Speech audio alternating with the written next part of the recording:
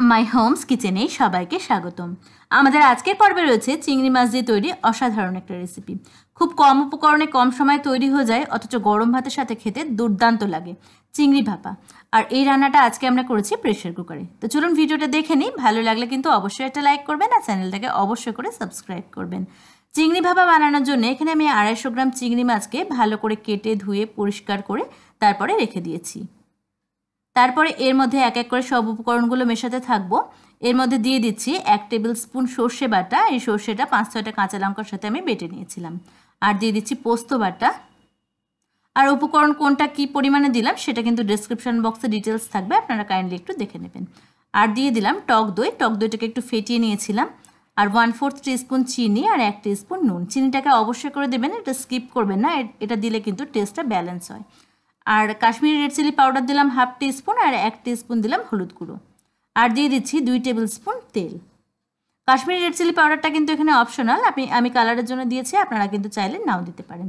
এবার সব কিছুকে খুব ভালো করে প্রথমে আমি মিক্স করে নিচ্ছি। এই রান্নাটা করব টিফিন বক্সে, কিন্তু যেহেতু টিফিন বক্সটা ছোট তাই জন্য মিক্সিংয়ের কাজটা একটা মিক্সিং বলে করে নিচ্ছি। তারপরে সম্পূর্ণ ভালো করে মিক্স হয়ে গেলে এটাকে আমরা টিফিন বক্সের মধ্যে দিয়ে দেবো। আর আমাদের রান্নাগুলো আপনাদের কেমন লাগছে সেটা কিন্তু অবশ্যই কমেন্টস করে জানাবেন। আর ভালো লাগলে অবশ্যই লাইক করবেন আর চ্যানেলটাকে কিন্তু অবশ্যই করে সাবস্ক্রাইব করবেন।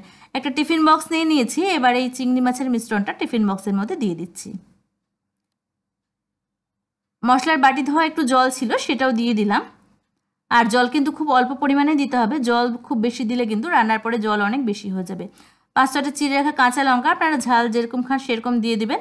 আর কয়েক কোয়া রসুন দিয়ে দিচ্ছি। রসুনটা দিলে চিংড়ি মাছের মধ্যে যে একটা কাঁচা গন্ধ থাকে, যেহেতু মাছটা ভাজছি না তাই জন্য রসুনটা দিলে কিন্তু খেতে ভালো লাগে। সব কিছুকে আরও একবার ভালো করে মিক্স করে নিয়ে টিফিন বক্সের ঢাকনাটা বন্ধ করে দিচ্ছি। এবার প্রেশার কুকারের মধ্যে খানিকটা জল বসিয়ে দিয়েছি আর দিয়ে দিয়েছি একটা স্ট্যান্ড। তবে আপনারা কিন্তু এই স্ট্যান্ডের পরিবর্তে একটা বাটির উপরে বসিয়েও টিফিন বক্সটা দিতে পারেন। এখানে আমাদের ভিডিও ক্লিপসটা একটু আগে পরে হয়ে গেছে, তাই জন্য সরি। টিফিন বক্সটা আমি প্রেশার কুকারের মধ্যে বসিয়ে ঢাকনাটা বন্ধ করে দিয়েছি। এবার আঁচটাকে মিডিয়ামে রেখে এখানে 5 থেকে 6টা সিটি দিয়ে নিতে হবে, তাহলে কিন্তু তৈরি হয়ে যাবে চিংড়ি ভাপা। অত্যন্ত সুস্বাদু একটা রেসিপি, গরম ভাতের সাথে খেতে দুর্দান্ত লাগে। দেখুন প্রেশার কুকারটা সম্পূর্ণ ঠান্ডা হওয়ার পরে কিন্তু আমি বের করে এনেছি। দেখতেই পাচ্ছেন কতটা সুন্দরভাবে তৈরি হয়েছে। চিংড়ি মাছগুলো খুব ভালো করে সেদ্ধ হয়ে গেছে আর এটা খুব কম সময়ে ঝটপট তৈরি হয়ে যায়। তৈরি হয়ে গেল আমাদের আজকের রেসিপি চিংড়ি ভাপা।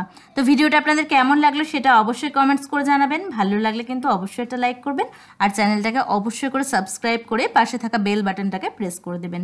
ভালো খান, সুস্থ থাকুন, আবার ফিরে আসবো এরকম একটা সুন্দর রেসিপির সঙ্গে। টাটা।